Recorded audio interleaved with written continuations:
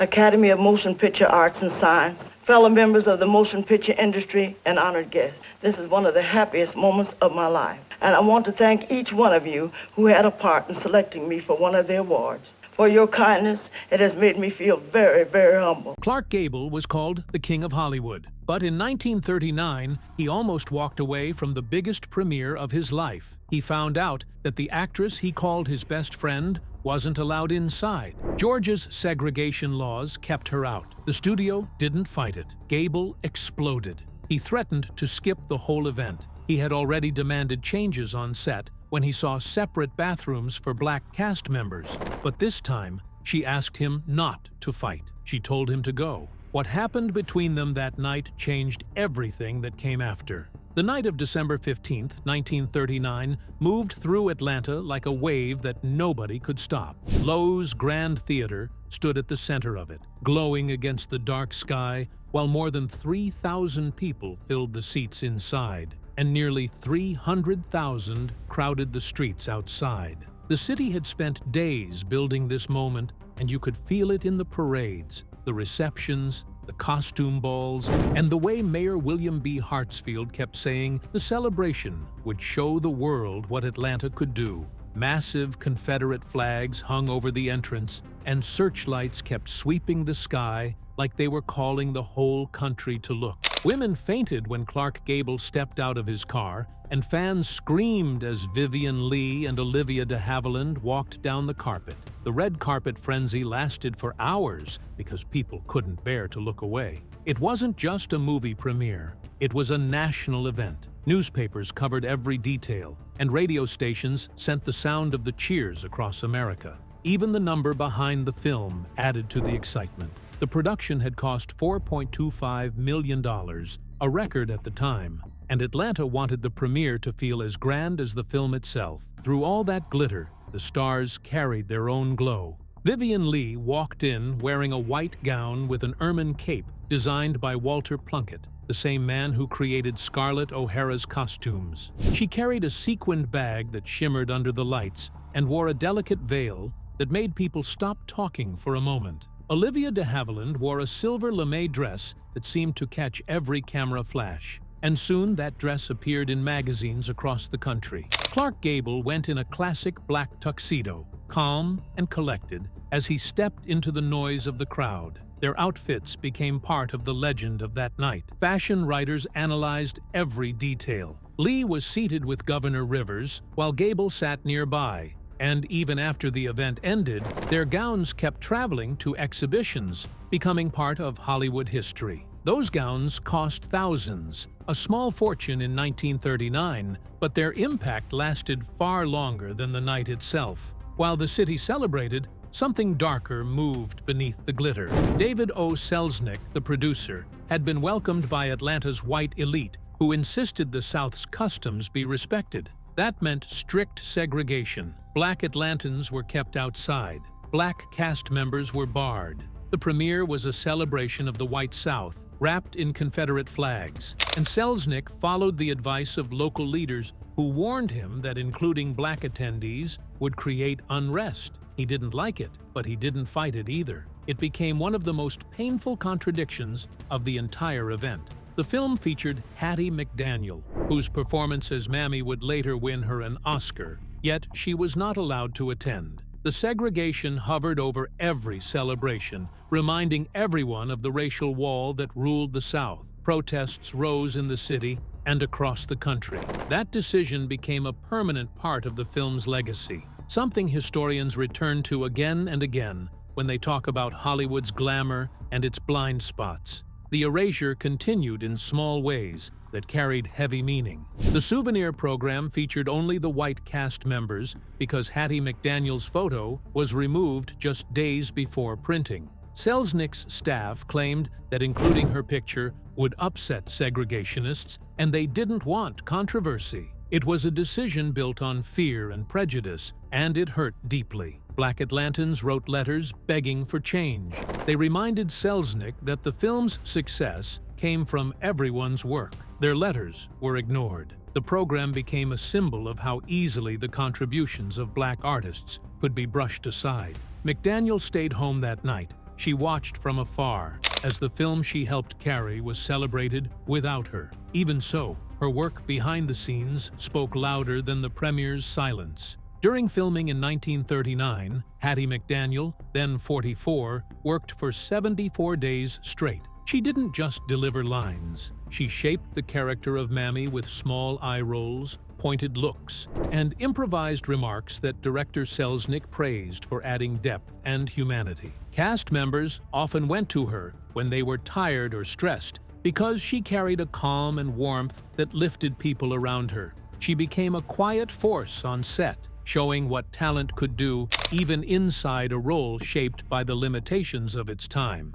Her improvisations softened the Mammy stereotype and made Mammy feel like a real woman who carried her own frustrations and loyalties. It was rare in 1930s Hollywood, and it helped her stand out in a way almost no one could ignore. Her entire career lived inside those limits. She appeared in more than 300 films, yet only 83 credited her. The Hays Code trapped black actors in subservient roles and banned anything that could make white audiences uncomfortable. McDaniel used humor, emotion, and subtle choices to give those roles dignity. She often said she could be a maid for $7 a week, or she could play one for $700. It was a painful truth of the time. Still, she became one of the most recognized black performers in Hollywood, proving talent could rise even when the industry tried to hold it down. Her strength came from roots built on struggle. Born in 1895 in Wichita, Kansas, she was the youngest of 13 children.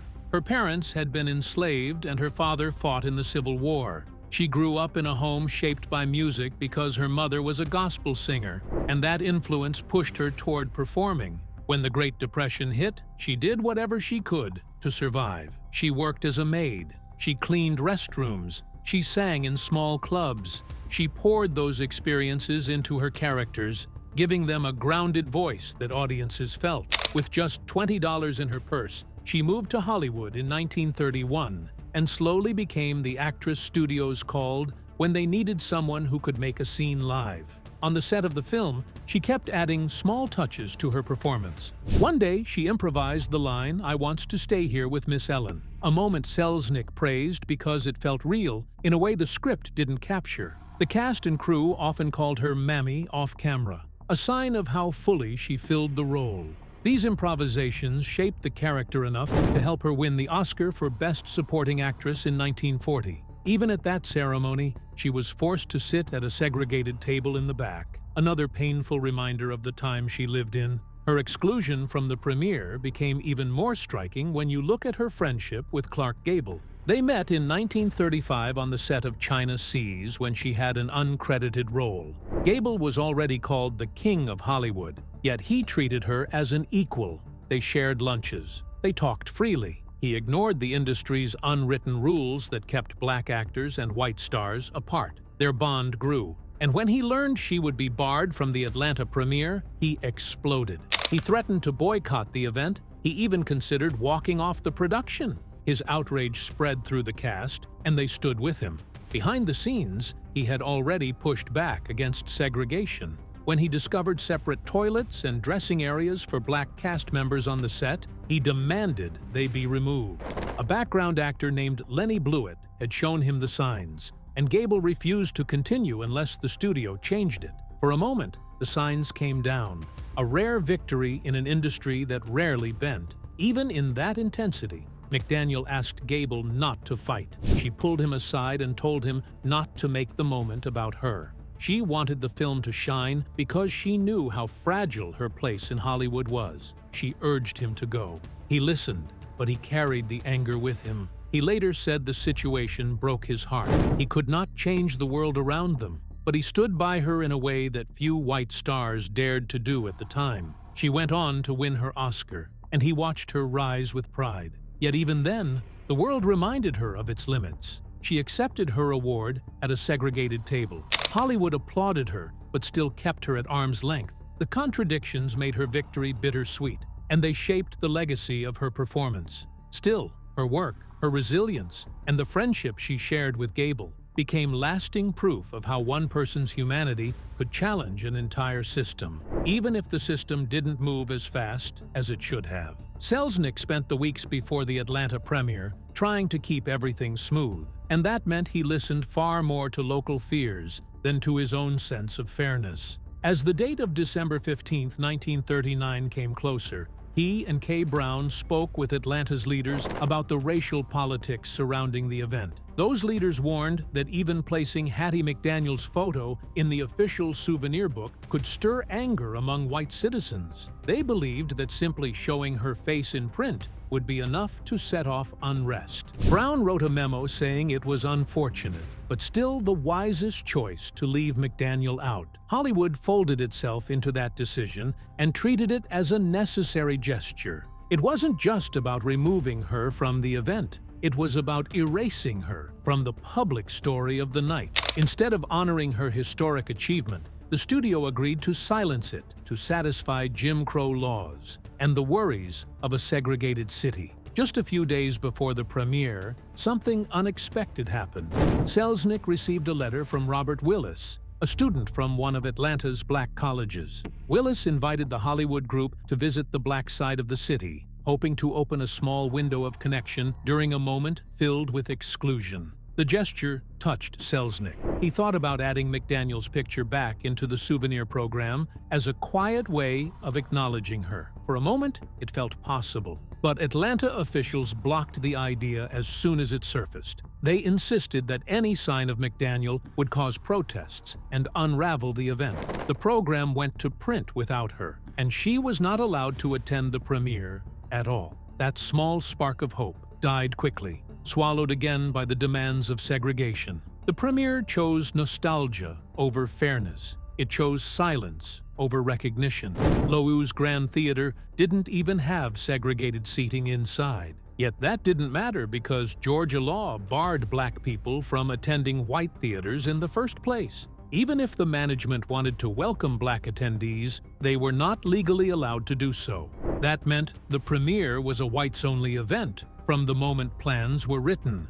Black Atlantans were shut out entirely. The theater finally opened its doors to black audiences in April 1940, months after the gala premiere. By then, the excitement was long gone. The difference between legality and morality stood plain. The premiere wasn't just a celebration. It was a reminder of how deeply those laws controlled public life. Selznick later tried to justify everything by saying that the Hollywood group were guests of the city and had to respect local customs. To him, that meant following racist laws rather than confronting them. He prioritized harmony with Atlanta officials over standing for the people who helped make the film. Instead of challenging injustice, he allowed the premiere to become a tribute to the Old South. The entire event rested on the idea that certain voices could be erased to keep the performance of tradition intact. Hollywood chose to step aside instead of stepping up. When the night finally arrived on December 15th,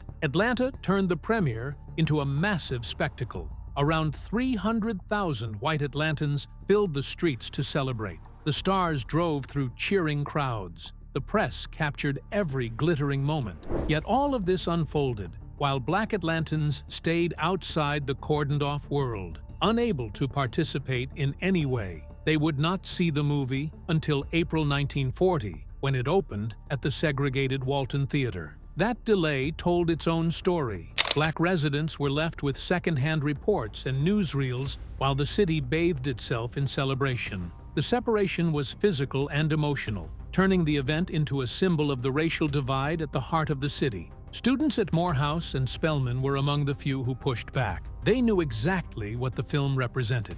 To them, the story glorified slavery and romanticized a world built on their ancestors' suffering. They organized boycotts and spoke out against the film's portrayals. One student club even wrote to Selznick and invited the Hollywood group to visit their side of Atlanta.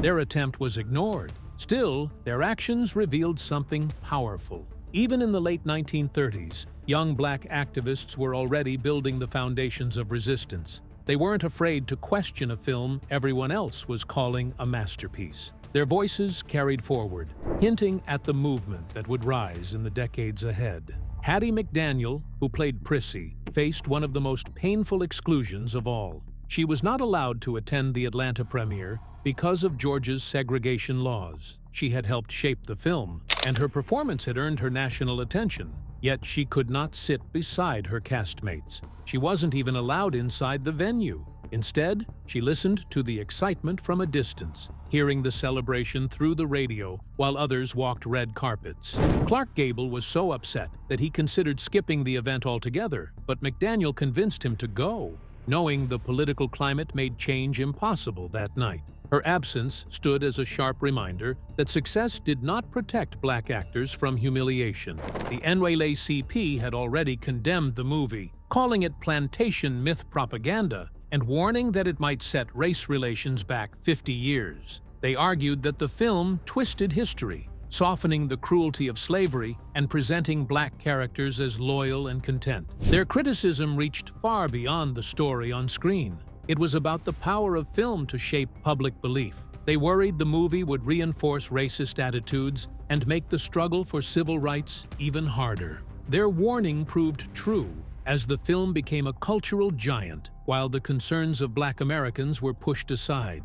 As the premiere unfolded that night, the contrast in Atlanta felt overwhelming. 300,000 white Atlantans flooding the streets for a pageant of nostalgia, while black community members remained shut out entirely. They were left with the sound of distant cheers, knowing the city had no place for them in its grand celebration. The event hardened the line that separated white celebration from black exclusion. It showed how segregation shaped even moments of entertainment and glamour. A few months later came another moment tied to the film, this time in Los Angeles. On February 29, 1940, the Academy Awards took place at the Coconut Grove nightclub inside the Ambassador Hotel. The hotel banned black guests, except those working in service roles. Selznick had to plead for Hattie McDaniel to be allowed in at all. Even with permission, she and her escort were seated at a small table pushed against the back wall, far from the center of the room where her white co-stars sat. No other black attendees were allowed inside. The setting reminded everyone that Hollywood itself was deeply segregated. Even on the night McDaniel was making history, when her name was called and she stood to accept the Oscar for Best Supporting Actress, the room erupted into applause. She walked through the crowd, passing tables filled with people who admired her talent but never treated her as equal. Her victory was breathtaking, yet the distance she had to walk carried a quiet weight. It marked progress, wrapped in pain. Her speech stayed warm and thankful. She expressed her gratitude for the chance to play Mammy and for the kindness of those who voted for her. She did not mention segregation or the injustice she had faced that night. She likely knew that her career depended on silence, in moments when honesty could cost everything. Her choice reflected the impossible balance black artists often had to maintain: dignity in public, frustration held quietly out of sight. Clark Gable loved turning long shooting days into something lighter. So, during Gone with the Wind in 1939, he slipped real spiders into Hattie McDaniel's costume. The moment she felt them, she shrieked and jumped so hard the whole crew froze before bursting into laughter. She didn't stay quiet for long, though. She slipped hot sauce into his coffee the next morning, and when he took one sip and spit it across the set, everyone knew she had won that round. Little games like these kept the mood warm, even when the story they were filming was heavy. Both of them later said those moments helped them breathe during a shoot that felt endless. Not everything on set came with laughter. In one scene, Leslie Howard had to slap McDaniel while playing Ashley Wilkes. The hit landed so hard, it drew blood on her cheek. She tried to stay in character, but the sting forced tears out of her eyes. Before anyone else reacted, Gable stepped in and told the crew to stop. He made it clear that no more real slaps would be allowed. His voice left no space for debate. The moment changed how the cast moved forward because no one wanted to see her hurt again. It softened the entire approach to violent scenes and reminded everyone that acting didn't need real pain to look real. But trouble returned when producer David O. Selznick pushed for what he called authentic slaps. He wanted scenes to feel real, even if that meant real hits. This time, the cast joined together. Butterfly McQueen refused to let Vivien Leigh strike her hard during a scene with Prissy. McDaniel supported her, and soon more actors added their voices. They said they would not take real blows for the sake of a dramatic moment. Selznick resisted at first, but the United Front forced him to give in.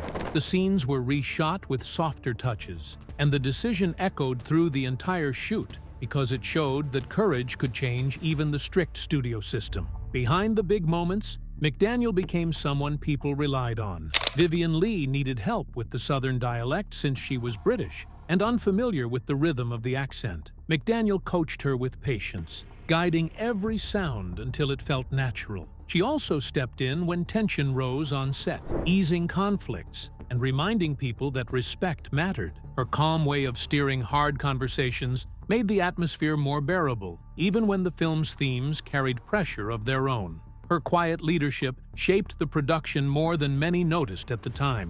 When McDaniel complained about the segregated restrooms on set, Gable stood by her again. He told the studio they needed one restroom for everyone. He didn't ask, he insisted. His demand forced the studio to change its rule, breaking one small barrier during an era when most stayed silent. It became one of the earliest acts of on-set activism for equality, all because McDaniel refused to accept the treatment and Gable refused to let it stand. But once the movie reached the public in 1940, the backlash began immediately. The Pittsburgh Courier called Mammy a role built on painful stereotypes and called McDaniel Uncle Tom in drag.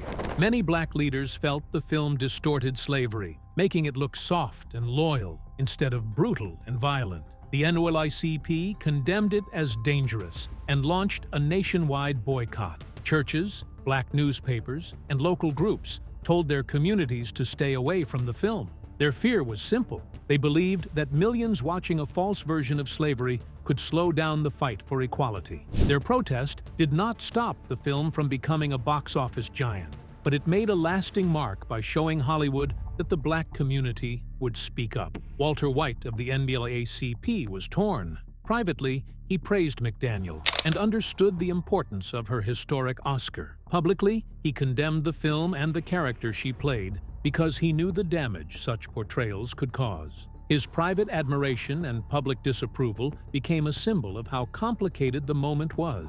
Black leaders wanted to celebrate her breakthrough while still fighting the system that created the limitations she faced. McDaniel responded to the criticism by saying she would rather play a maid for 50 years than be one again. She had been a waitress before fame, and she saw her role as a step forward, even if the progress was small. But her Oscar didn't open new doors. She kept getting maid roles, movie after movie. She appeared in more than 300 films, most of them minor parts that locked her into the same image. She died broke in 1952, and her Oscar disappeared decades later. Her journey showed how racism boxed in black actors even at the height of their success. Even in death, segregation followed her. She wanted to be buried in Hollywood Memorial Park, but the cemetery refused because she was black. She was laid to rest at Rosedale, the first cemetery in Los Angeles open to all races. She became its first African-American interment.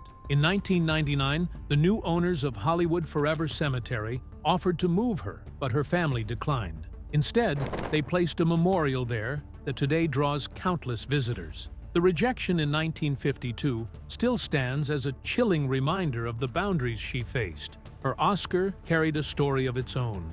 In her will from December 1951, she left the award to Howard University to inspire young black artists. After her death, the IRS said her estate owed more than $11,000 in taxes, so the court ordered her belongings sold. The Oscar eventually reached Howard and was displayed for years before it vanished in the late 1960s or early 1970s. It has never been found. In October 2023, the Academy gave Howard a replica to honor her legacy, symbolically returning what had been lost. Her story moved back into the public eye again in June 2020 when HBO Max temporarily removed the film. It later returned with an introduction explaining its racial problems and giving viewers context. The decision came during nationwide protests after George Floyd's murder. And in September 2023, around the same moment, the Academy announced the gift of the Oscar replica to Howard. These acts showed how the conversation around McDaniel and her work continued to evolve decades after her death. Through everything, Clark Gable stayed close to her. He sat with her on set when others ignored her. And after she passed away, he sent flowers and called her his best friend. Their friendship broke unwritten rules in 1950s Hollywood, and his public support made their bond even more meaningful. Gone with the Wind earned the equivalent of around $400 million when adjusted for inflation and became the highest-grossing film ever. Its production cost around $4.25 million. Yet McDaniel earned only $5,000 for her role as Mammy. Her pay stood in sharp contrast to the film's massive success and showed how deeply unequal Hollywood was. The contrast between the film's earnings and her own paycheck became another part of her legacy, revealing the injustice she faced even at her highest moment.